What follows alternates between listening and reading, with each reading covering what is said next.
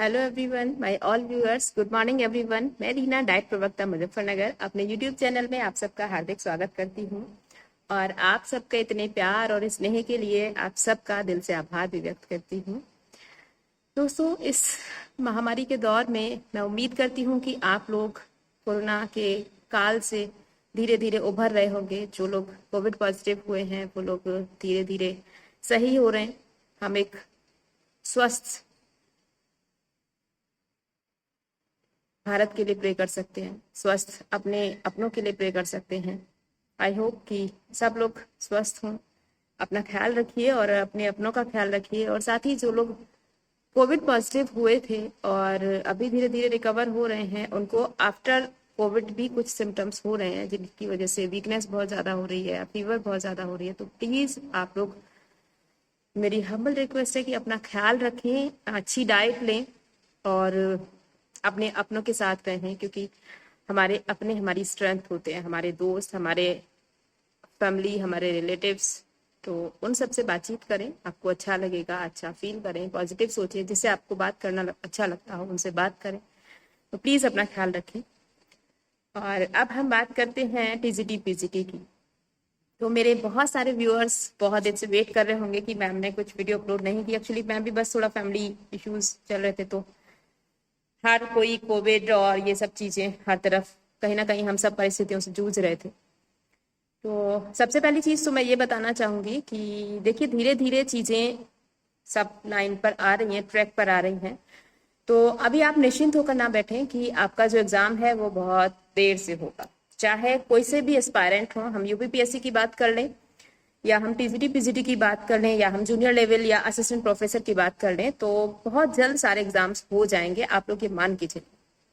तो आप लोगों को अपनी तैयारी में जुट जाना है। और मेरे बहुत सारे व्यूअर्स ने बहुत अच्छे अच्छे कमेंट्स किए और कुछ व्यूअर्स ने कुछ पूछा भी था, तो उन सब की चीज़ों को धीरे धीरे मैं बताऊंगी।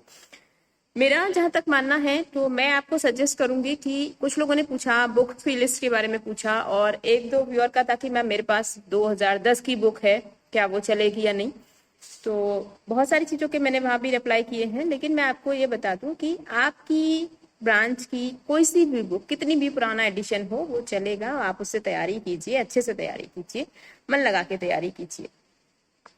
और मेरा सजेशन आप लोग को ये है कि सबसे पहले आप लोग, चाहे अगर आपको बुक अवेलेबल नहीं हो रही है या मार्केट में आपको सेट नहीं मिल रहा है प्रीवियस ईयर के पेपर्स का, तो आप लोग नेट से डाउनलोड कर लें प्रीवियस ईयर के। यदि आप पीजीटी की तैयारी कर रहे हैं तब भी और पीजीटी की कर रहे हैं तब भी, आपको एक लेवल ऊपर लेके चलना पड़ेगा, तभी आप अचीव कर पाएंगे।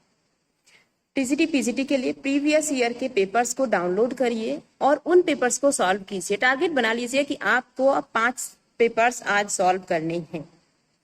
जब तक आप अपना गोल नहीं डिसाइड करेंगे तब तक कुछ नहीं होगा। तो सबसे पहली चीज कि आप लोगों को क्या काम करना है कि टीजीटी पीजीटी प्रीवियस ईयर के पेपर्स, उनके प्रिंट आउट निकालिए और सबसे पहले उन्हें सॉल्व कीजिए। तो आपको अपने आप बुक्स में से, गूगल से उनके आंसर्स मिल जाएंगे और उनको नोट कर लीजिए, टिकिंग कर लीजिए। आपको सिर्फ टिक करना होगा उस पर। उसके बाद आप उनका रिवीजन कीजिएगा। इसके साथ साथ टीजीटी पीजीटी के साथ साथ एक बार डाइट लेक्चरर का एग्जाम हुआ है, उसको भी आप एनालिसिस करें जरूर। लेक्चरर जीआईसी का एग्जाम होता है, उसको भी आप एनालिसिस करें, उसमें से भी क्वेश्चंस आपको बहुत अच्छे मिल जाएंगे। जीएस छोड़ दीजिएगा। इसके साथ साथ जो हम बात कर रहे हैं यूजीसी नेट लास्ट 5 ईयर के आप पेपर्स जरूर देख लें। फर्स्ट पेपर को छोड़ के सेकेंड पेपर की हम बात कर रहे हैं, सेकेंड और थर्ड की, अब तो एक ही हो गया है, तो आप उसका भी देखें। तो इन सब से क्या होगा, आपको इतने सारे क्वेश्चंस मिल जाएंगे और वही सब क्वेश्चंस आपको लगाने हैं। सबसे ज्यादा आपको यही काम करना है कि सबसे पहले आप प्रीवियस ईयर के पेपर सॉल्व कीजिए, चाहे वो यूजीसी नेट के हों, चाहे टीजीटी के हों, चाहे पीजीटी के हों। सबसे पहले टीजीटी पीजीटी करने हैं, उसके बाद आपको टारगेट रखना है यूजीसी नेट का, और उसके बाद ये लेक्चरर डाइट और लेक्चरर जीआईसी।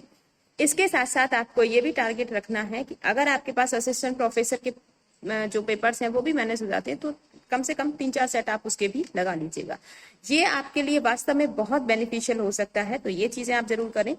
दूसरी चीज, मुझसे किसी ने पूछा था कि मैम आप कितने आवर्स पढ़ती थी, आपका एक्सपीरियंस कैसा था। तो मैंने एक्सपीरियंस जर्नी तो शायद किसी वीडियो में बताया हुआ कि स्ट्रगल हर किसी की लाइफ में स्ट्रगल होता है, इतनी आसानी से कोई चीज नहीं मिलती, बहुत एफर्ट्स करने पड़ते हैं। और दूसरी चीज की कितने आवर्स पढ़ते थे। देखिए सबसे पहली चीज है कि हम इस पे ना जाएं कि कितने आवर्स पढ़ रहे हैं, हम जितना पढ़ रहे हैं हम ये देखें कि हम कंटेंट से रिलेटेड पढ़ रहे हैं कि नहीं पढ़ रहे हैं। हमें पढ़ने के लिए तो बहुत सारी है, पूरी लाइब्रेरी है, लेकिन आपका सिलेबस क्या है, आपको क्या पढ़ना है और आप उसे कितना गेन कर पा रहे हैं, तो वो चीज मैटर करती है। कुछ लोग होते हैं बहुत जल्दी समझ लेते हैं, कुछ लोग होते हैं जिनको कंटेंट क्लियर होता है तो वो उसी से समझ जाते हैं। तो मेरे साथ भी कुछ ऐसा ही है, और मोस्ट ऑफ द टाइम मैं रात में स्टडी करती हूँ, मुझे रात में पढ़ना अच्छा लगता है।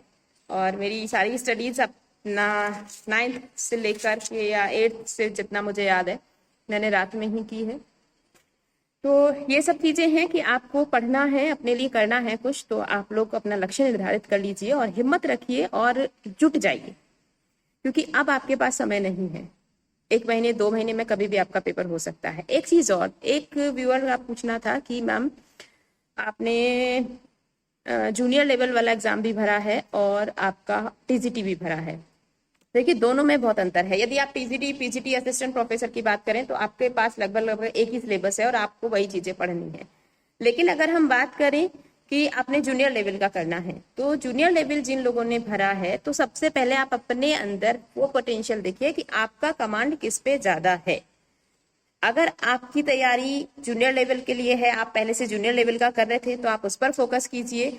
और अगर आपका जो पोटेंशियल है या आपको जो कमांड है वो अपने सब्जेक्ट्स पर है, हम साइंस में है ब्रांचेस पर, तो फिर आप टीजीटी पीजीटी में जुड़ जाइए। लेकिन आपको जुटना पड़ेगा, लगना पड़ेगा। इतना ईजी नहीं है किसी भी चीज के लिए और बहुत ज्यादा टफ भी नहीं है। करने से सारी चीजें सॉल्व हो सकती हैं और निराश ना हो। एक किस्सा आपके साथ शेयर करना चाहूंगी। एक बार मेरी एक फ्रेंड बहुत परेशान थी और बहुत मायूस थी और बहुत निराश थी। मैंने उन्हें बहुत समझाया, उसके बाद उन्हें समझाने के बाद मैंने कुछ लाइनें लिखी, तो उसको देख के, और आप सब भी जानते हैं वो चीजें, सबसे बड़ी चीज है कि हम अपने से नीचे के लिए अगर देखेंगे तो ऊपर पहुंच पाएंगे। मैं आपके बीच शेयर करना चाहूंगी जो मैंने लिखा था। माना कि हम तकदीर के मारे हैं। अक्सर हम सोचते ना, मैंने 6 अटेम्प्ट्स दे लिए यार, मेरा अभी तक नहीं हुआ, है ना। तो उस चीज पर काम करिए कि कहाँ चूक हो रही है हमसे, कहाँ हम गलती कर रहे हैं। अपनी गलतियों को एनालिसिस कीजिए तो आपको समझ में आ जाएगा। लाइफ में कोई भी चीज हो, हम किसी भी चीज के लिए एफर्ट्स कर रहे हो, कहीं ना कहीं यदि वो चीज हमें नहीं मिल रही ना, कोई गोल हमारा है, कोई भी चीज है, कोई भी एग्जाम है या कोई भी और चीज, तो उसका मतलब यही है कि कहीं ना कहीं हमारे एफर्ट्स में कमी है। हमने सफलता के लिए प्रयास पूरे ढंग से नहीं किया, पूरे मन से नहीं किया, तभी हम असफल होते हैं। तो उस गलती को, उस चीज को समझिए, उसको एनालिसिस कीजिए और अपना बेहतर कीजिए।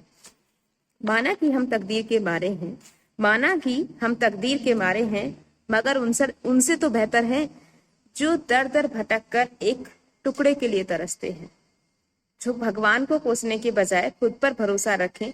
हिम्मत करो और आगे बढ़ो और छू लो वो आसमां जिसकी आप चाहत रखते हो। महलों में रहने वाले ही हमेशा आईएएस नहीं बनते, महलों में रहने वाले ही हमेशा आईएएस नहीं बनते। झुग्गी झोपड़ी में रहने वालों ने भी हर कदम पर अपना परचम लहराया है। काबिलियत किसी के पैसे की मोहताज नहीं होती।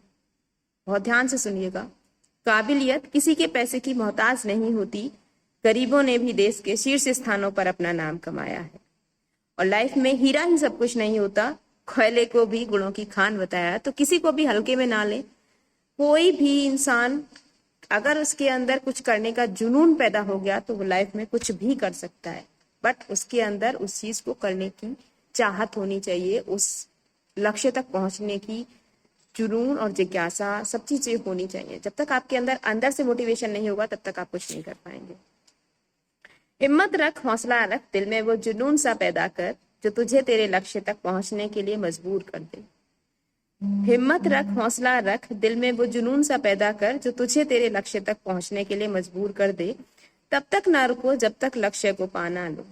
गिर कर संभलो, संभल कर दौड़ो और हासिल करो अपना मुकाम, क्योंकि जिंदगी में आसान कुछ भी नहीं होता। हर कदम पर ठोकरें मिलती हैं, हर कदम पर ठोकरें मिलती हैं, मगर ठोकर खाकर जो संभलना सीख जाए, ठोकर खाकर जो संभलना सीख जाए और हमारी ये हमारी आदत बन जाए तो जिंदगी बहुत खूबसूरत बन जाती है।